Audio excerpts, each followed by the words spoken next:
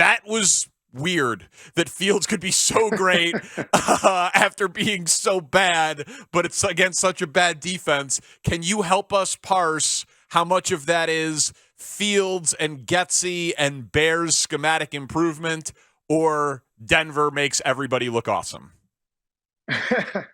um, yeah, I think there's some of both. But I will say, I mean, I loved what Justin did. I mean, as you said, it was such a dramatic change that I felt like his eyes were in the right spot. He knew what he was looking at. When he didn't have something down the field, he checked it down. He got through his progressions.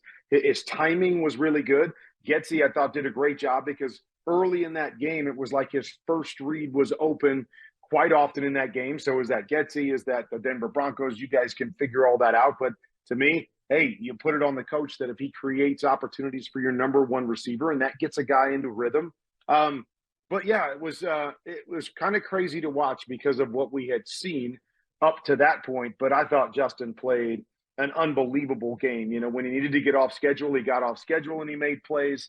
It was fun to see because I always say this, that the eyes are the window to the quarterback's soul. So I watch the eyes of a quarterback. I watch the head of a quarterback and make sure their eyes are in the right spot. And I thought Justin was in the right spot for the most part of the day yesterday, and it calculated into an unbelievable game for him. Kurt, it looked like he used his eyes to manipulate some defensive backs a couple of times. Like that level of control. It was jarring to see him in command of the offense, frankly. Did you feel that? I mean, I did. I mean, I felt like like you said, in command is, I think, a great word. Is that it looked like, when you go back to his press conference a couple of weeks ago when he's like, I'm overthinking things and maybe I'm being coached too much. They're asking me to do too much and there's too much in my head. Well, and as we talked about last week, it's part of the position. Is there's always going to be a lot in your head. You got to see a lot of different things, but I felt like he was in control. He wasn't overthinking. He knew where he needed to go and he knew what his next steps were, because that's a big part of it. A lot of times with young guys, right, if your first guy's open, okay, we can get there. We know where we're supposed to go. The hardest part is, okay, when they take that away or why they're taking that away, leading me to number two and to number three, and being able to piece all of that together. And that's what I thought Justin did so well, is that, he'd look at number one, he understand why it was taken away, and then he'd dump it to his back, or he'd throw a swing, or he'd work to his number two guy. And then he just made some really good throws on top of that. And I think we've seen that a number of times. We know that he's very talented with his ability to throw the football, but he made some spectacular throws in the game too. It was just, the stats say that it was his best game as a Bear. It was by far the best game that I've seen Justin Fields play. And so now you're excited. You love seeing it. But now, as I said again last week, playing this position in the NFL is about stacking games. It's about consistency. It's about showing you can be that guy every single time out. We've seen a lot of quarterbacks over the years that have had moments, had games that were great. It's about consistency, and that's how you become a franchise guy or an elite quarterback. So that's what we got to see from him. But it was exciting to see that yesterday, and you just kind of hope that was the moment where the light switch is, kind of flips on, and he's like, okay, now I get it. Now, it's all coming together. So I can't wait to watch him play next week. So, Kurt, Zach Wilson looked better than Pat Mahomes last night. Sam Howell was great 3 weeks ago, then bad 2 weeks ago, then really good again yesterday, and we'll see him on Thursday. Is there a commonality to this when we see a quarterback just, be great 1 week or awful the next week? Is it about confidence and the human side? What's going on here? The commonality is that it's tough to play quarterback in the National Football League. Like, it's not an easy thing to do. I mean, it's why it's so hard to get one of those spots. It's hard to keep a hold of one of those spots, and why it's rare to be great, because it's hard every single week to see what you have to see, to process information, to get hit, to stare a big guy running at you, in the face and deliver a football. It's just tough to play this position. And so everybody, even the great ones, have those bad games and those rough moments, because it's hard, and there's great athletes on the other side.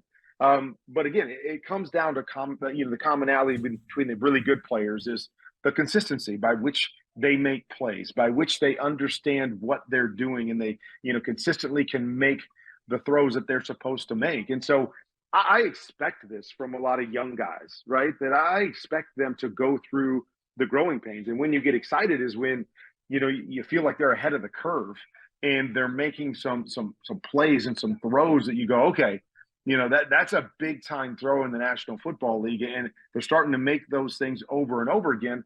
Not that they, eliminate every mistake. That's not it. But you see those moments and you go, okay, now they just need to continue to build and build to that consistency. And so, that's what I watch when I watch these young guys. I don't expect them to be great out of the blocks, but I want to see those moments. I want to see those things that they do that you say, okay, this guy's got a chance to be really, really special. And, and that's kind of what you hope every time you pop on the film is that these guys are making that progress. Talking to Hall of Famer Kurt Warner, voice of Monday Night Football on Westwood One, with us on the Parkins Spiegel show. Wanted to play what Justin said after the game for you on the interception when he was targeting Cole Kmet, because it sounded like they were trying to do some improvisation on what the play was called. Want to play this for you and then ask you about it. So, man, the safety had depth, so I expected Cole to kind of go to a spot and sit down because of the safety's depth. But, Cole stuck to the rules and, selling over and breaking out. So, all in all, it's my fault. Man coverage, he's supposed to do what he did, but, I kind of wanted him to just play football and kind of just sit down in space. So that's kind of why I threw it to his spot, how I did. But, it was really just a miscommunication on that one. You thought he'd freelance a little bit and just kind of freelance, boom, go up there, turn around, sit down, and, of course, move on to the next play. Of course, in that situation, you're in 4-down territory right there. Just a miscommunication on me and him, and comes down to being my fault at the end of the day. So I got to be better for the team in that situation. Based on what you saw on the film and what you heard there from Fields, what should we make of that interception? What you make of it is that's another part of playing the position. And it's a hard part of playing the position because, when a coach draws up a play, there are rules to that play. There are things that everybody is supposed to do on that play. And on paper, that's what you're supposed to do. And, me, when I was playing, 99% of the time, I wanted to do exactly what was on paper. Like, you do that, and then I can react to it, and I can throw according to what the defense does. But every once in a while, there comes a moment in a game where, you see a particular coverage, and in your mind, you're going, God, please just take a little higher angle or just slow down out of this break because there's a window here that I know I can hit if you see the same thing that I see. And that's what I heard from Justin in that comment right there was, man, I saw something where I knew there was an opening, and I was hoping that Cole saw what I saw. And it doesn't always happen like that. I've thrown interceptions that way too. Like, I'm going to throw it a little bit higher. Oh, my guy went flat. Oh, shoot. Now the safety goes and gets it. If you watch Travis Kelce and you watch Patrick Mahomes every single week, they do that. They've got an unbelievable rapport where they're moving, and Travis is seeing what Patrick is seeing, and so they adjust routes. There's times that, if I was playing in their same position, I would move on from Travis to the next guy because of the way the defense is playing. Patrick just hangs on Travis going, I know Travis is going to slow down or sit or stop on this particular play and find that window. And it's why they're so good together. And so it's a part of playing the position is that we want everybody to see what we see as a quarterback. And you have to fight that balance to be, kind of saying, okay, I know what they're supposed to do. I'm going to have to expect them to do that. And I'm going to have to play away from my instincts at times. And then there's other times you go, man, I'm just going to take a chance. I'm going to lay it up a little bit higher, and I'm going to hope he sees what I see. And that's just part of playing the position. And as Justin said, I get it. I take that on me because I was trying to do something a little out of, what the structure of the play was. I like the fact that he's seeing things and he's understanding that, there's more to the game and there's a feel to the game that you have to play with. But it takes time to build that rapport where Cole starts to understand, oh, I can do that on this play. If I see, because the hard part about that is when a receiver starts to see it one time, now they might start seeing it every time. Well, I thought that safety was here, so I went there. And you don't want to play that way either. You don't want your receivers adjusting everything because they may not see what you see. And so they're adjusting into something that you go, no, you can't adjust there, and this is why. And so that is the hard part about, exactly what Justin's talking about. There are times when you want your guy to, because that's where the window and the chance to be successful is. But most of the time you want them to stay in structure. So they're not stopping, and you're leading them, and all of a sudden you hit a defensive back in the numbers because your receiver stopped on you. So the nuance of playing the position and, the learning curve that goes into not only playing it as a quarterback, but getting comfortable with the guys around you to figure out when can we slack a little bit away from structure and what plays or what situations do we have to stay within structure. We'll try to get 2 quickies in here with you if we can, Kurt. One, at this point in their working relationship, should offensive coordinator Luke Getsy consult quarterback Justin Fields about what to call on 4th and 1? Should the OC ask the quarterback what he thinks? I think those are always hard situations. Like I know that when I was playing, if they consulted me, I'm going to throw it on every 4th down. Like I'm never going to say hand it off. I'm never going to, consider what we've been running up to that point in terms of having success. I want the ball in my hands and I want to throw it. And so I'm going to give them, sure, a pass play that I like. And so, I don't think there's anything wrong with that. Like, hey, Justin, we're going to throw it here on 4th down. Give me a couple plays that you really like and are comfortable with if we do that. Oh, so they decide pass, and Fields then inputs on what pass he's comfortable with. And then I think, yes, exactly. Okay. Yeah, and a lot of times that stuff is done beforehand too. So for instance, when we would game plan and we put together the game plan, most of my coaches would ask me, okay, here's our 5 plays that we like on 3rd and 2 to 3.